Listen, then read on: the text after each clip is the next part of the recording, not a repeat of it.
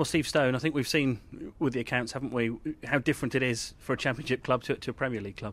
Yeah, it's definitely different. I don't think it's any surprise that in a Championship season, we don't earn as much in revenue as we do in a Premier League season. In terms of selling players in the future, that's what fans want to know. In your mind, what do these accounts tell you in terms of our players going to have to go in January, our players going to have to go next summer? Certainly in January, our intention is to keep the squad together to give us the best chance of getting to the Premier League. Who knows what happens in a transfer window and who comes in for a player. You just can't say that in advance. But to be clear, we don't need to do any business in January at all. I think I've gone on record before as saying last season and this season are our best chance of getting promoted to the Premier League, and once the parachute payments go as they do at the end of this season, it's more challenging for us, and we'll have to look at the playing squad in the summer if we remain in the Championship at the end of this season. People talk about parachute payments a lot, don't they? I wonder if you could just put some figures on that for us. At the end of this season, if Norwich aren't promoted, how much would you lose in terms of those parachute payments? Yeah, so just to give a little bit on the parachute payments, when we got relegated from the Premier League, we have 2 years worth of parachute payments. Last year, which was the year of the accounts that we've just been talking about, was around 44 million. This year looks like it's going to be, as the second year, around about just in the early 30s, around 32 million. Once those parachute payments drop away, the comparable payment when we're in the EFL, or the EFL payment for in the Championship, is around 7 million. So between this season we're currently in and next season would be around about a 25 million revenue drop. So if Norwich are not promoted this season, and of course we all hope they are, but as a money man you have to deal with the worst case scenario. If they're not, you would be looking at some fairly creative ways of making money, player sales, that sort of thing. We would have to look, as I said before, we would have to look at the playing squad and other elements of the club as well, but the biggest numbers are in the playing squad, and so yes, we'd have to look at that.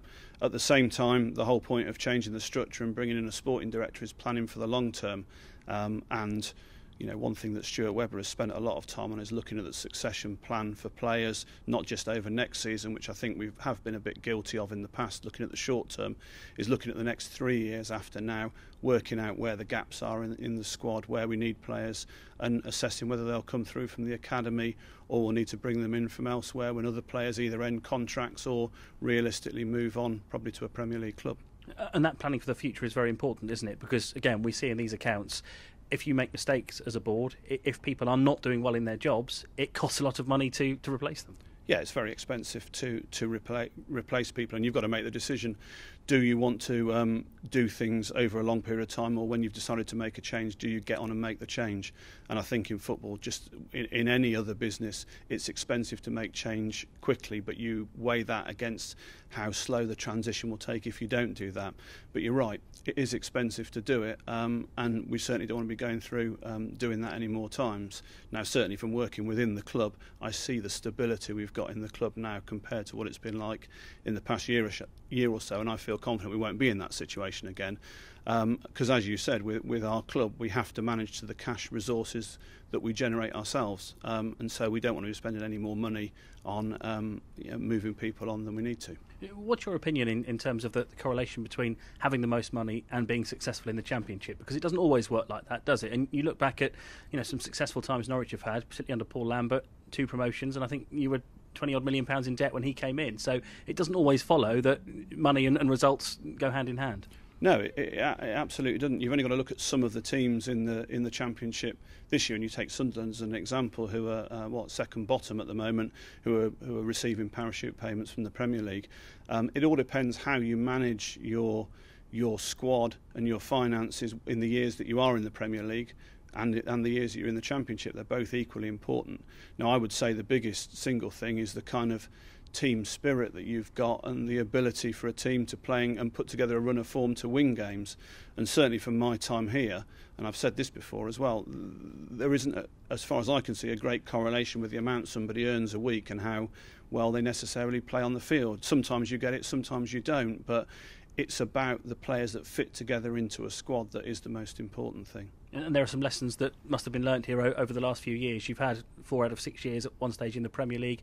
You spent a lot of money on a lot of players in transfer fees and wages, and as you say, it hasn't always worked, has it? No, it hasn't. And you go back to, I think, what I talked about just now, the short-term nature of our transfer policy, where you're very much focusing on the now, the staying in the Premier League, as opposed to planning to what's 3 or 4 years down the line. And we're trying to do things differently now because mistakes have been made in the past, and the board certainly have held their hands up and said, look, mistakes have been made and we need to do things differently going forward, and that's now what we're trying to do. Only time will tell whether that's any more successful than what we've done in the past, but we're certainly trying our best to do it. Thank you, Steve. Thank you. Okay.